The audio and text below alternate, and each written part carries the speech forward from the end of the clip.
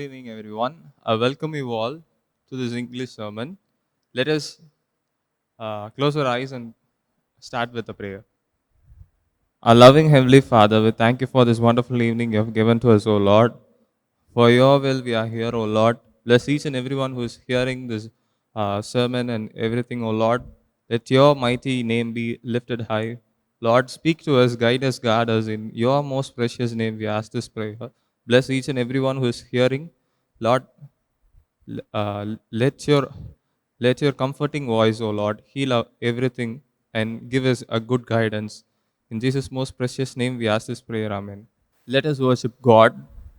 God is spirit, and those who worship him must worship him in spirit and truth. Grace to you and peace from God our Father and the Lord Jesus Christ. This is the day that the Lord has made. Let us rejoice and be glad in it. Grace, mercy, and peace will be with us from God the Father and from Jesus Christ, the Father's Son, in truth and love. Let everyone who is thirsty come. Let anyone who wishes take the water of life as a gift. The Lord is near to all who call on him, to all who call on him in truth. From the rising of the sun to his setting, the name of the Lord is to be praised. God is light, and in him there is no darkness at all. But if we walk in the light, as he himself is in the light, we have fellowship with one another, and the blood of Jesus, his Son, cleanses us from all sin.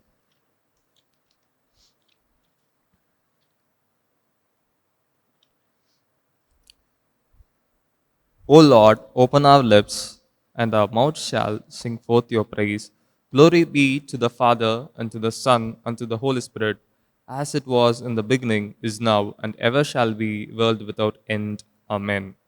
Adoration of the Trinity. Holy, holy, holy, Lord God of hosts. Heaven and earth are full of your glory. Glory be to you, O Lord Most High. Blessed is he who has come and is to come in the name of the Lord. Hosanna in the highest. Holy are you, O God. Holy are you, O God. Holy are you, O Almighty. Holy are you, O Almighty. Holy are you, O Immortal. Holy are you, O Immortal. O Lord, our Redeemer who was crucified for us, have mercy upon us. O Lord, our Redeemer who was crucified for us, have mercy upon us. O Lord, Holy Spirit, have mercy upon us. O Lord, Holy Spirit, have mercy upon us. O Lord, accept our prayers and praises and have mercy upon us. O Lord, have compassion and mercy upon us. Confession. If we say that we have no sin, we deceive ourselves, and the truth is not in us. If we confess our sins, he who is faithful and just will forgive us our sins and cleanse us from all unrighteousness. I will get up and go to my father, and I will say to him, Father, I have sinned against heaven and before you. I am no longer worthy to be called your son. The time is fulfilled, and the kingdom of God has come near. Repent and believe in the good news. For we do not have a high priest who is unable to sympathize with our weaknesses, but we have one who is in every respect has been tested as we are, yet without sin. Let us humbly examine ourselves in silence.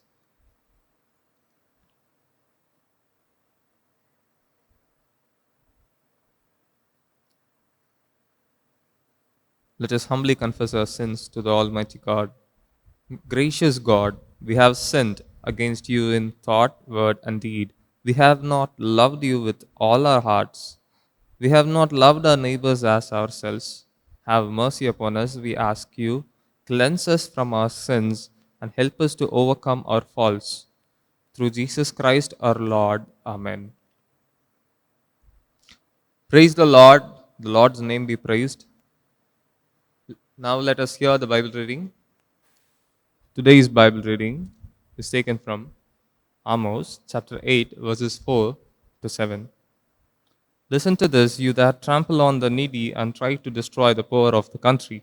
You say to yourselves, we can hardly wait for the holy days to be over so that we can sell our corn. When will the Sabbath end so that we can start selling again? Then we can overcharge, use false measures, and trample with scales to cheat our customers. We can sell worthless wheat at a high price. We'll find a poor man who can't pay his debts, not even the price of a pair of sandals, and we'll buy him as a slave. The Lord, the God of Israel, has sworn, I'll never forget their evil deeds. Amen. Now I welcome Mr. Jemidas George for the word of God. Hello. Spirit of the living God, fall afresh on me. Spirit of the living God, fall afresh on me. Melt me, mold me, fill me and use me. Spirit of the living God, fall afresh on me. Let us pray. O Lord, be with us in this online service for 24th of October 2021, and we ask the Holy Spirit to guide us in this service. We ask this in Jesus' name. Amen. The topic as per the almanac is Christian response to poverty. There are four portions: Amos chapter 8 verses 4 to 7, Psalm 145, James chapter 2 1 to 7, and Luke chapter 16 verses 19 to 31. Christian response to poverty. Some 50 years ago, it was a very cold winter in England, and a small boy knocked at the door of a house.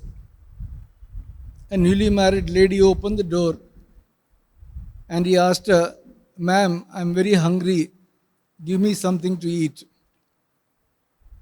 So the lady called this boy and put him on a chair, gave him a hot bowl of porridge and a hot glass of milk. The boy thanked her and left. He was a very good student, became a doctor, and he was heading a hospital in England. And on his morning rounds, he recognized one of the patients to be the same lady. So from then on, every day he started treating her till she was ready to be discharged, well cured.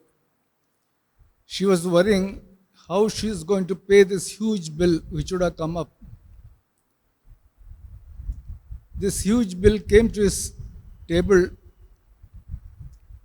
and he wrote on this, the bill is paid for by the glass of milk. So this is a good example of Christian response to poverty. Let us start with the Psalms. Psalm 145, verse 15. The eyes of all look to you, and you give them their food in due season. And verse 16, you open your hand, you satisfy the desire of every living thing. God shows no partiality, and whether you are rich or poor, He waits for your prayer and accordingly dispenses goodness. And verse 18, the Lord is near to all who call on Him, to all who call on Him in truth. With this, we will move to the epistle portion which was read to us, James chapter 2, verses 1 to 7. My brothers, show no partiality as you hold the faith in our Lord Jesus Christ, the Lord of glory. And James 2:5, has not God chosen those who are poor in the world to be rich in faith and heirs of the kingdom which He has promised to those who love Him?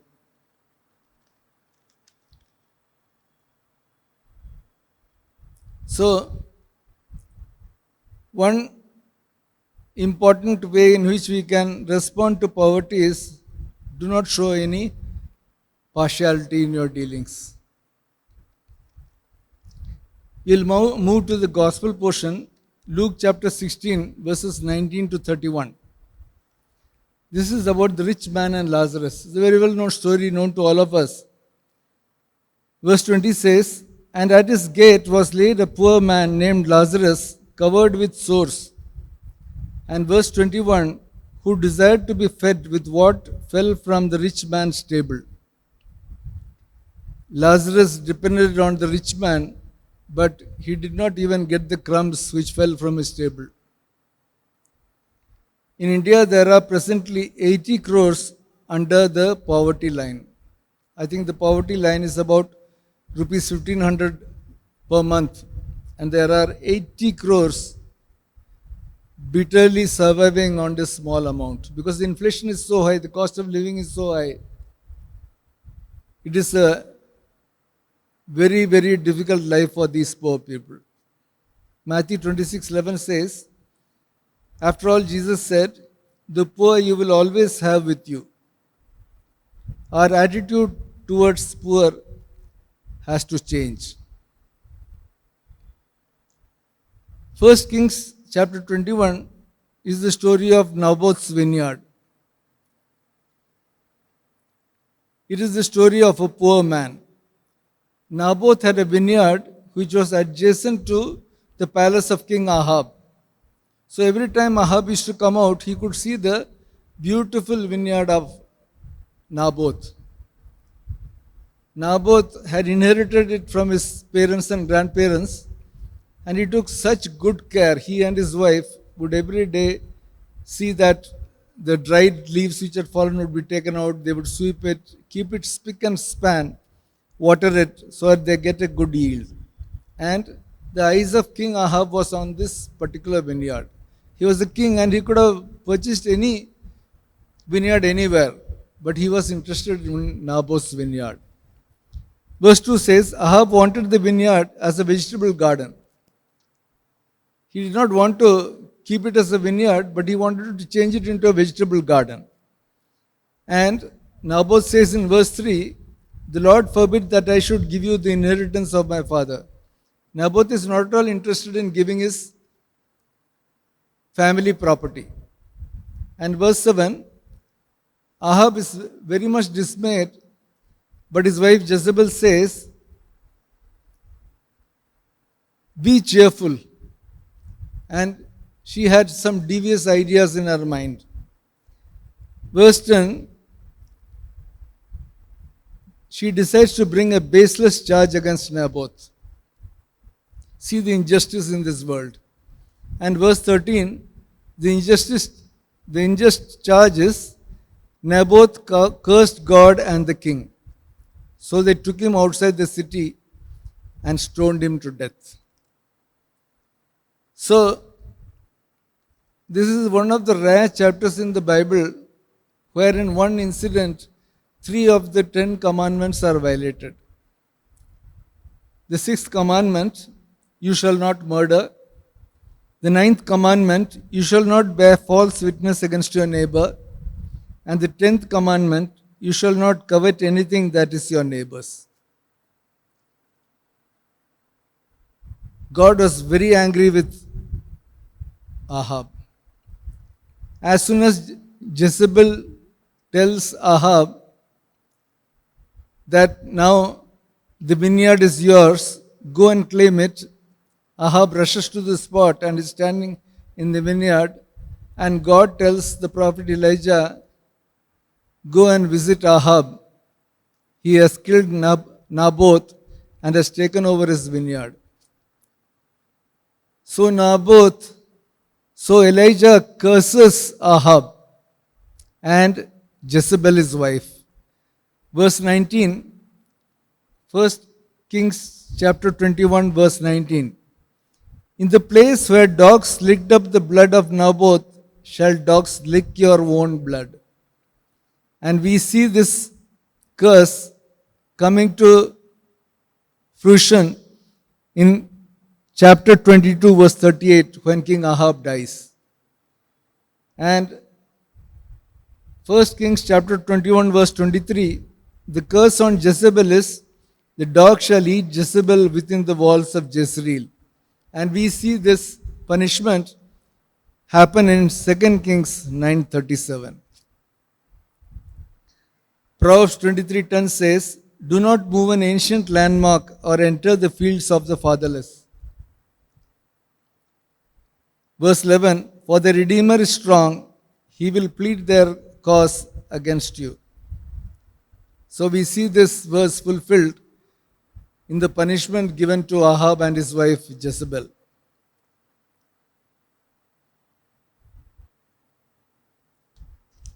With this, we will go to the Old Testament portion, Amos chapter 8, verses 4 to 7. Verse 4 says, hear this, you who trample on the needy and bring the poor of the land to an end. You can very well sympathize with Naboth in this verse. And verse 5, and deal deceitfully with false balances. And verse 7, surely I will never forget any of their deeds. So not only does God not forget any of the evil deeds of Ahab and Jezebel, he gives them a very bitter punishment. So, what is Christian response to poverty, which is the topic for today?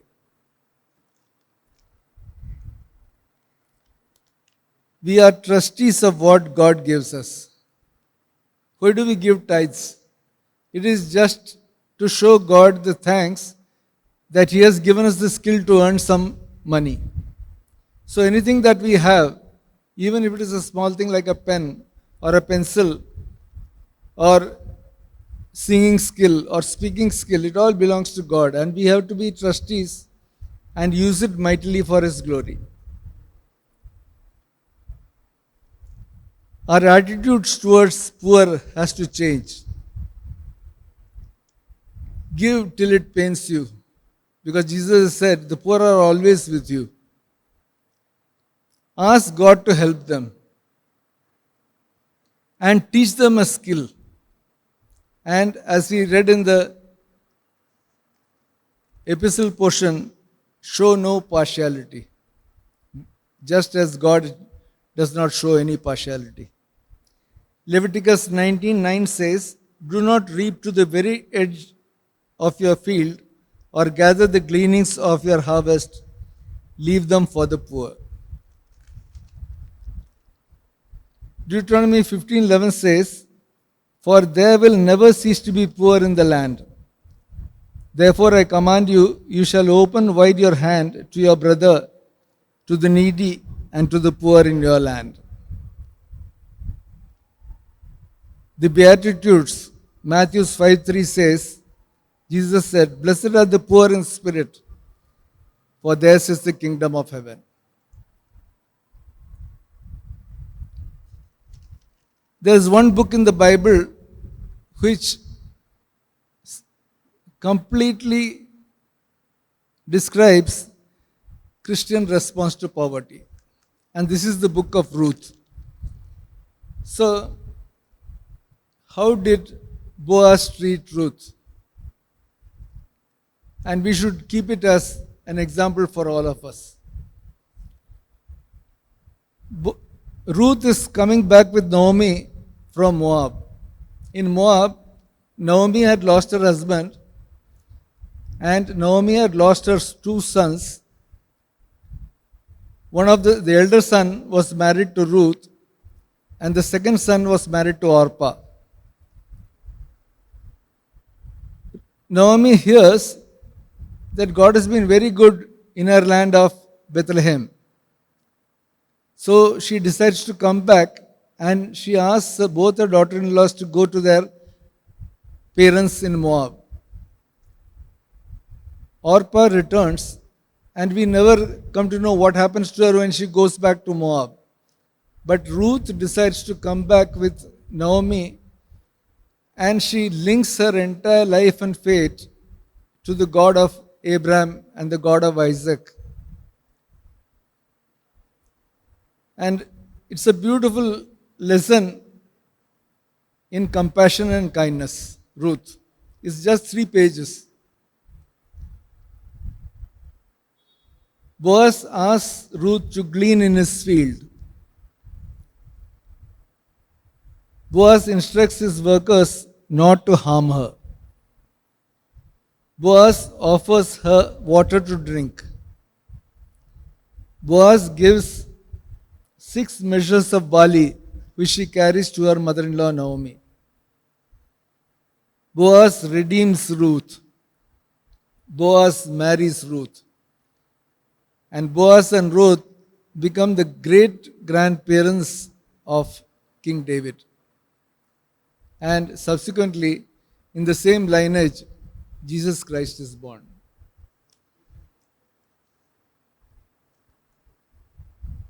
The topic as per the almanac today is Christian response to poverty. It was a very cold winter in England, and a small boy is very hungry and he knocks on the door of a house. A young newly married lady opens the door and she asks him what he wants, and he says, "Ma'am, I'm very hungry, can I have something to eat?" So she kindly asks him to sit in the chair, gives him hot porridge and a warm glass of milk. After that, this boy leaves. This boy is very good in studies. He becomes a doctor and he starts working in a hospital. And as he nears the age of about 50, he is in charge of a hospital. And one morning, when he's taking his rounds, he immediately recognizes this woman battling for her life. So every day he would be with her till she recovered completely. He could never forget what she had done for him on that cold morning. Finally, the day came for this woman to leave for home, and she was not knowing how she is going to settle this huge bill. And this bill comes to the table of this doctor, and he writes on this bill, the bill is settled entirely by the glass of milk. So let us be very careful in our Christian response to poverty. May the good Lord add his blessing to this message.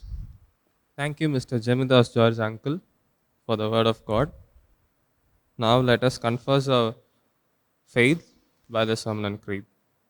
I believe in God, the Father Almighty, creator of heaven and earth. I believe in Jesus Christ, God's only Son, our Lord, who was conceived by the Holy Spirit, born of the Virgin Mary, suffered under Pontius Pilate, was crucified, died, and was buried. He descended to the dead. On the third day, he rose again. He ascended into heaven. He is seated at the right hand of the Father, and he will come to judge the living and the dead. I believe in the Holy Spirit, the Holy Christian Church, the communion of saints, the forgiveness of sins, the resurrection of the body, and the life everlasting. Amen. The Lord be with you and be with your spirit. Lord, have mercy upon us. Christ, have mercy upon us. Lord, have mercy upon us. The Lord's Prayer. Our Father in heaven, holy be your name. Your kingdom come, your will be done on earth as it is in heaven. Give us this day our daily bread, and forgive us our sins as we forgive those who sin against us. And lead us not into temptation, but deliver us from evil. For yours is the kingdom, the power, and the glory for ever and ever. Amen. The Collect of Peace. O God, who is the author of peace and lover of concord, in whose knowledge our eternal life stands, whose service is perfect freedom, defend us, your humble servants, from all assaults of evil, that we surely, trusting in your defense, may not fear the power of any adversaries, through the might of Jesus Christ our Lord. Amen.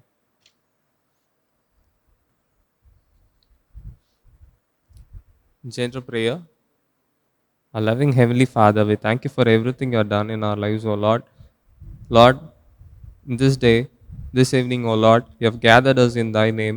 O Lord, bless each and every one of this church and bless each and every one who is hearing your word, O Lord. Let your words sink deep into their hearts, O Lord. Let them multiply in numbers, O Lord. Let them heal them, O Lord. Let them, O Lord, spread those who hear it, O Lord. Let them share your word, share your love, O Lord. Let them all share your loving kindness to each and every one so that each and every soul that hears us feel comfortable, O Lord. Let them be responsible, O Lord, for thy kingdom to prosper. Lord, make them responsible and be good to, Lord, good to face, treat everyone properly, O Lord, as we heard in this sermon. O Lord, let them be responsible and Christians so that every time they come across people with poverty or anything they could help, O Lord, let them bless them with thy name and do everything they can to them. O Lord, your mighty name be praised. We commit our church, O Lord, everyone who is here of every age, O Lord. Bless each and every children from Sunday class, O Lord, up to everyone who's O Lord, who's old in age, young in age, O Lord, in every adult. Bless each and everyone who's working. Bless each and everyone who's studying, O Lord. Give them good sound knowledge and thy heavenly blessings and thy heavenly wisdom. O Lord, uh, let your will be done, O Lord. Give us good health, give us good, safe and sound safety, and your mighty angels, let them guard us, guide us, and, O Lord, heal us of anything that and defend us from any adversaries. O Lord, uh, Lord, suppress this coronavirus, O Lord. Let us roam freely around, O Lord. Let your mighty will be done. Thank you for opening all these churches, O Lord. That when people all come, let them fear and obey your commandments and let them feel your mighty, powerful presence, O Lord. Be with us in everything we do, O Lord. We commit every leaders of our nation and everyone. O Lord, we thank you for everything you have done in our lives, O Lord. Let your will be done, your kingdom come. In Jesus' most precious name, we ask this prayer. Amen. Gentle thanksgiving. God of all mercies, we, your unworthy servants, give you most humble and hearty thanks for all your goodness and loving kindness to us and to all people. We bless you for our creation, preservation, and all the blessings of this life, but above all, for your boundless love in the redemption of the world by your Lord Jesus Christ, for the means of grace and for the hope of glory. And we ask you, give us such an awareness of your mercies that with truly thankful hearts we may show forth your praise, not only with our lips, but in our lives, by giving up ourselves to your service and by walking before you in holiness and righteousness all our days, through Jesus Christ, our Redeemer, to whom, with you and the Holy Spirit, be all honor and glory, now and forever. Amen. The Lord bless you and keep you. The Lord make his face to shine upon you and be gracious to you. The Lord lift up his countenance upon you and give you peace. Amen.